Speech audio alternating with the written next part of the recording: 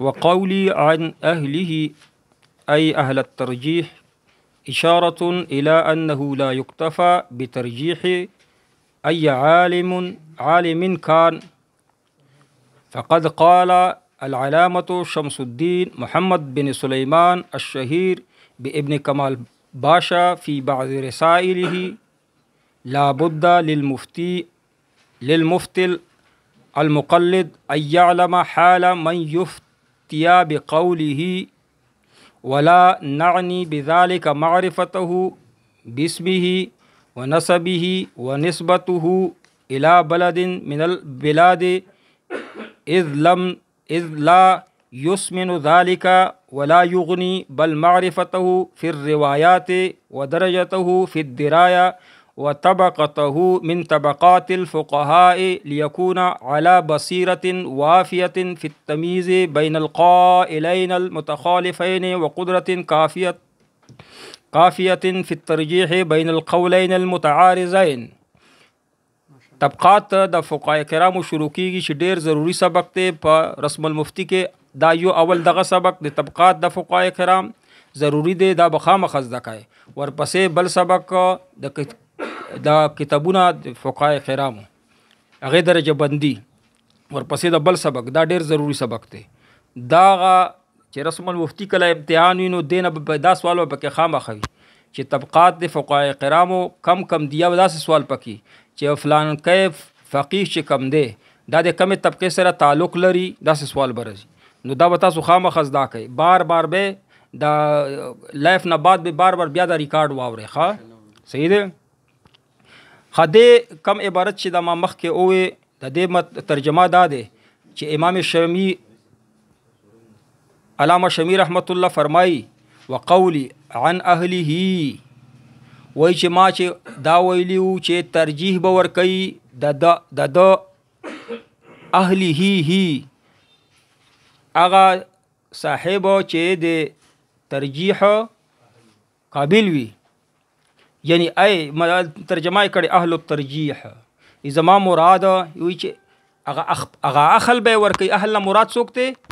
اهل الترجیح. دا طبقه بر روانه ده، څلورمه طبقه کې به اهل الترجیح وي. د طبقات اوس نن وایو کنه. خدای وی: فقد قال العلامة شمس الدین محمد بن سلیمان، وی چې دا محمد بن سلیمان چې هغه مشهور دی په ابن کمال پاشا باندې، ابن کمال پاشا باندې، د ابن کمال پاشا باندې چې مشهور دی. د په بعضو رسائلو کې فی بعض رسائله په بعضو رسائلو کې دا لیکلی دی چې لا بد للمفتي المقلد ان يعلم حال من يفتي بقوله. وای چې مفتی دا مسله واوره چې مفتی د پاره مقلد مفتی د پاره یو مفتی مجتهد وی کنه. دا سبق تاسو مخکې ویلې، مفتی چې مجتهد وي، اجتهاد په درجه فایز وي، او یو مفتی چې مقلد وي، اجتهاد په درجه باندې نوی بلکې نقل کوي. نو دی وي چې مقلد مفتی د پاره لکه مونږ تاسو یې دی د پاره دا ضروری دی چې د خبر وي د هغه چانه چې د چا قول باندې څه شی ورکوي، فتوا ورکوي. چې د چا په قول باندې فتوا ورکوي د هغه حال نه به خبر وي. ولا نعني بذلك معرفته باسمه. وی تا خیال دا دی، ستا دا خیال دی چې یعنی مونږ ته به د هغه نوم پته وي او نسب پته به راته وي،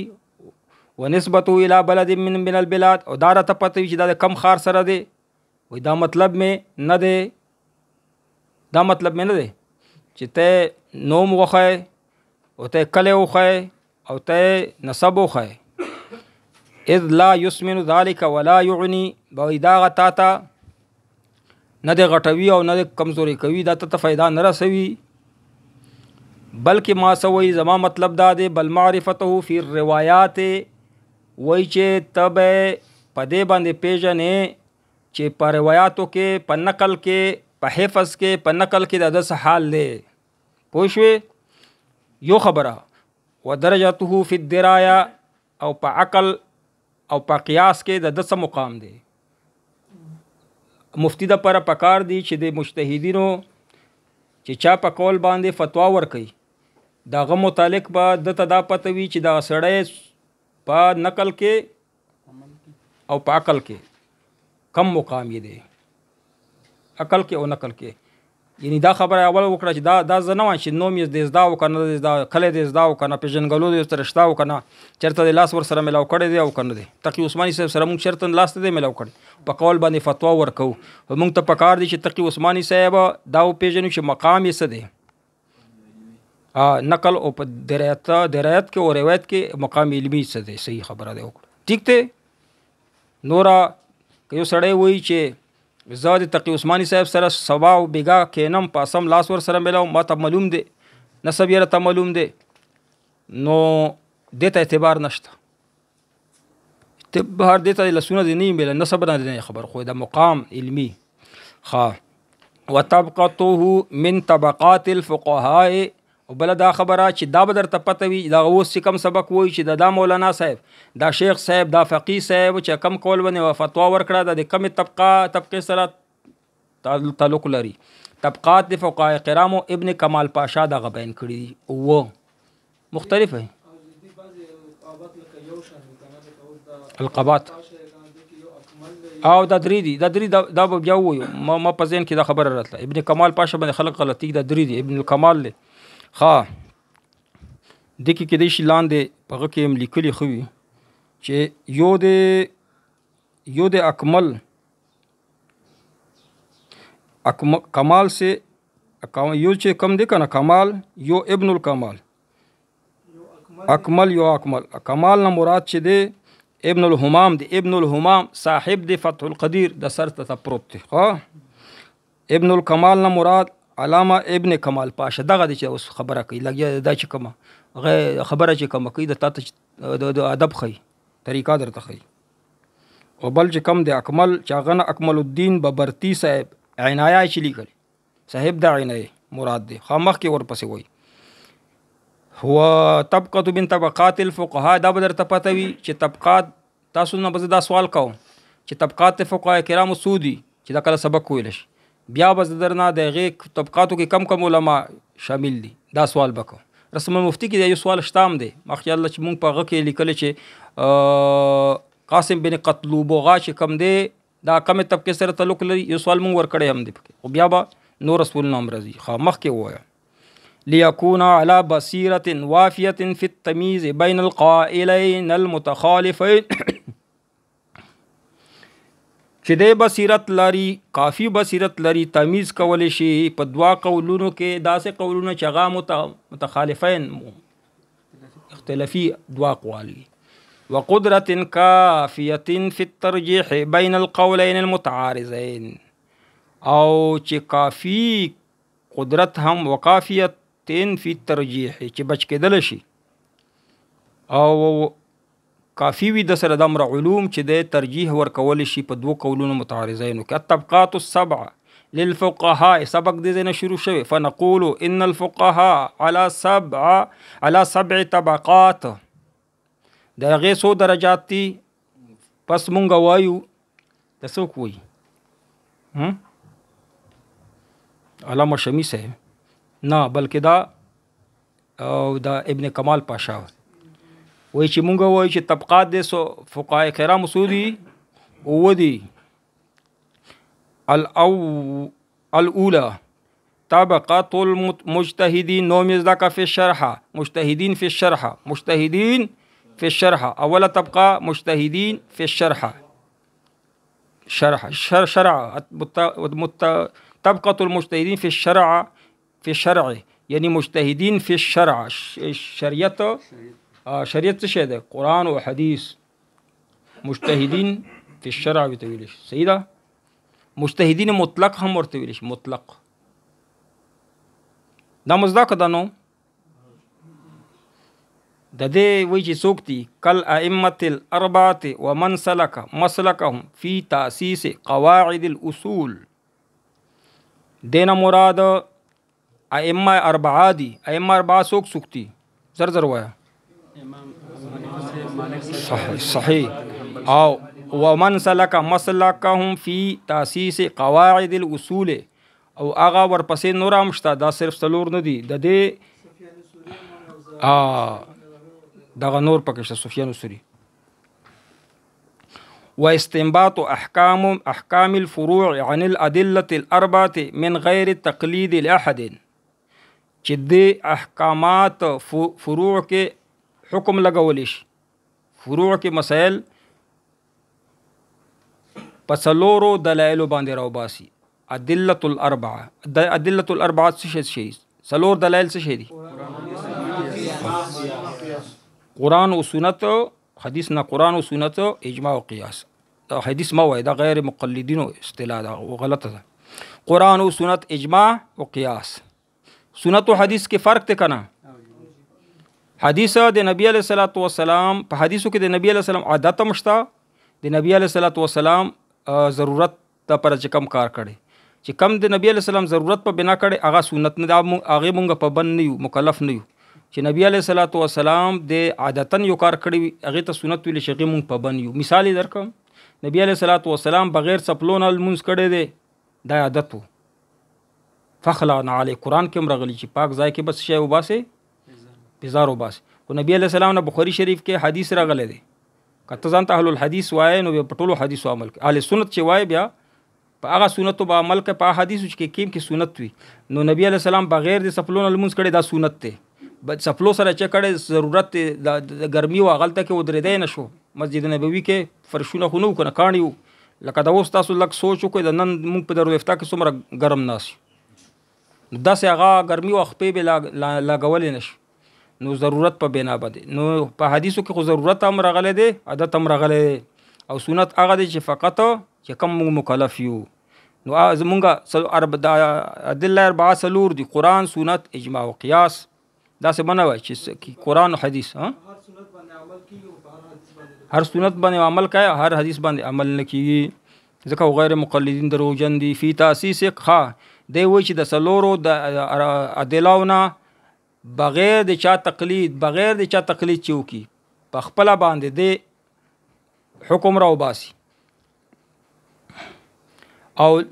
غیر تقلید لاحد لا فی الفروع نه په فروع کې چا تقلید کوي ولا فی الاصول وزدر تلنه وایم پښتو کې چې غیر چاته وای طبقه المجتهدین مطلق شته مجتهدین مطلق هغه دی چې هغه ځان ته مذهب جوړ کړي مذهب مته مخکې درته وای چې دین بل شی دی مذهب بل شی دی دین چې دا غانو منسوسیات دي او مذهب چې کم دی هغه څه شي دي اجتهادیات دي نو چې کم امام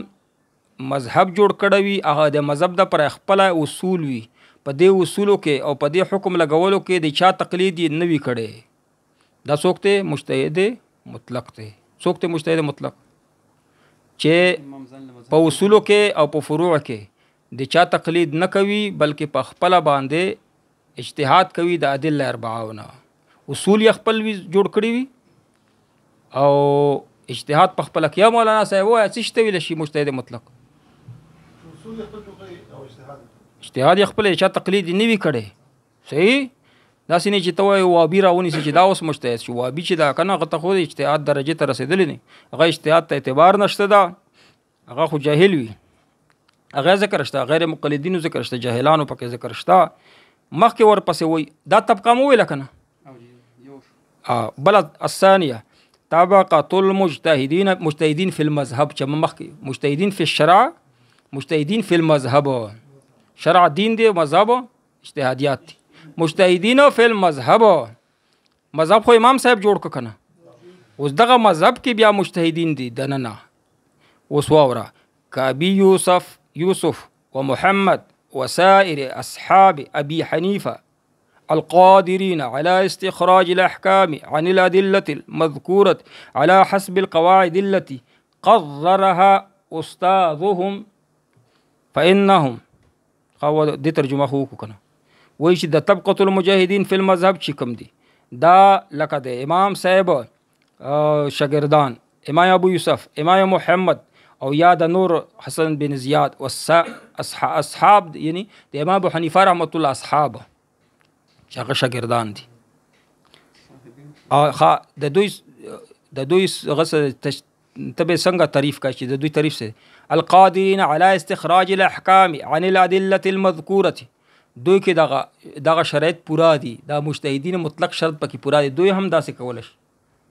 چې د سلورو ادله اربعونه څه شکی مسله راو بسل شي استنباط کو امام صاحب سره برابر شول کنه مخکې وګوره چې فرق پکې سر چرته على حسب القواعد التي قررها استاذهم قواعد خو خپل نه دي کړه په هغه قواعد باندې چې هغه د دوه استاد مقرر کړی وي د دوی استاد چې مقرر کړی نو قواعد خو د امام صاحب خپل وکړه د دوی قواعد اصول خپل نه دي فرق پکې راغی کنه اگر چې د اجتهاد په درجه کې یعنی سلورو غنه دوی کول دوی اصول هم جوړول شول دوی اصول خپل قواعد جوړ خو نه دي جوړ کړی د استاد غي کړي ادب یې کړي مخکې وای فإنه وإن خالفوا في بعض أحكام الفروع خو یو خبره پکشته چې دوی ته دا استعداد حاصل و چې په فروع اصول خو نه دي چړلي قواعد یې دي چړلي او په فروع کې د خپل استاد څخه کړي اختلاف اجتهادي اختلاف اخو جایز دي ثواب دي اخو نبی علیہ السلام فرمایي چې اجتهاد وکړو نو غلط شو نو یو اجر چې غلط نشو دوا اجر ورته ملويږي نو غیر مقلدین بدل ته څنګه پیغور کوي اجتهادیاتو کې خو اجتهاد روا شو ثواب دي پکې نو دوی په کاسوک وی ولې امام صاحب کمکل پویدونه لا علم نه قواعد یا غیا دي اصول یا غا دي صرف په فروع کې اختلاف کړي اگر روا دي اخو دوی مني ټولي مني پدې کې خو خبره پاتې نشو کړه في بعض الاحكام الفروع لكنهم يقلدونه في قواعد الوصول لكنه يقلدونه لیکن دوی چې هو ضمیر چاته راځي دي امام صاحب دوی تقلید کړي دي امام صاحب في قواعد الوصول په اصولو کې اصول ځانته جوړ کړي نه دي الثالثه طب د درې بوي خو به سبق ختم کو الثالثه طبقه المجتهدين في المسائل التي لا روايه فيها عن صاحب المذهب سلرمه طبقه اوله طبقه دا مجتهدین مطلق بل طبقه دا مجتهدین فی المذهب دریمه طبقه دا مجتهدین فی المسائل درې وړه مجتهدین دي درې وړه طبقه فرق پکې معلوم کړه چې فرق پکې صدا طبقه المجتهدین فی المسائل التي لا روايه فيها دا مجتهدین فی المسائل مجتهدین فی المذهب بیلو فی الشرع بیلو فی المسائل دا دریم دا هغه دي چې د مجتهدین فی الشرع او مجتهدین فی المذهب نا مسله نوی روایت شوی لا روایت فیها عن صاحب المذهب د دوی نه په مذهب کې یو مسله روایت شوی نوی اوازل وی کنه نوی مسله دا څوک سی کل خصاف او فتشوی 461 تحوی شریفی چې لیکل خصاف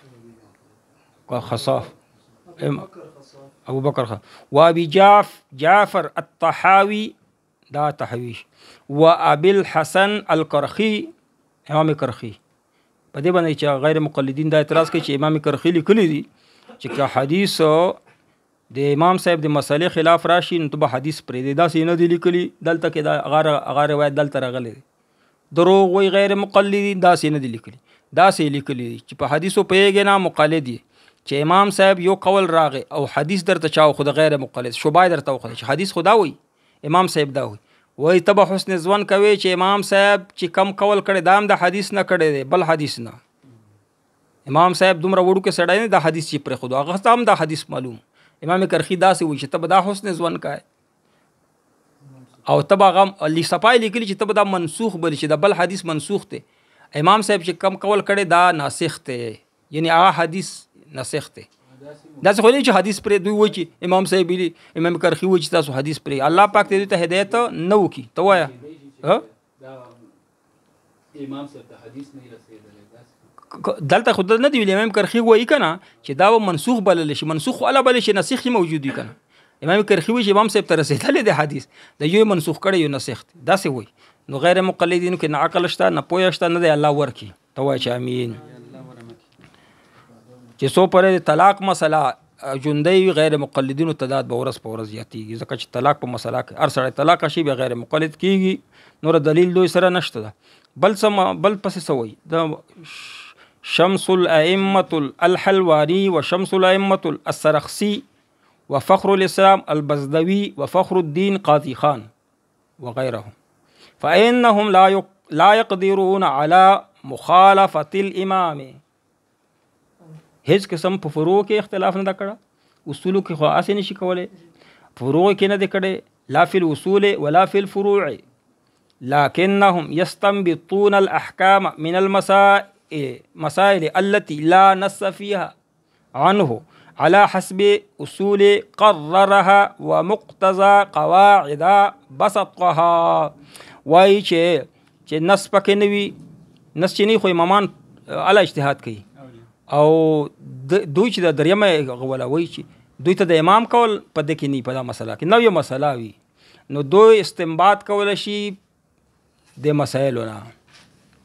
هغه مسایلو استنباط کولی شي چې په نص کې موجود نه، د امام صاحب د امامانو صاحبانو نه راغلي،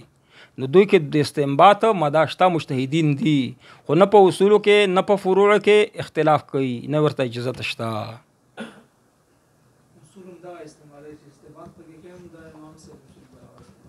او بله خبره اصول هم دا استعمالي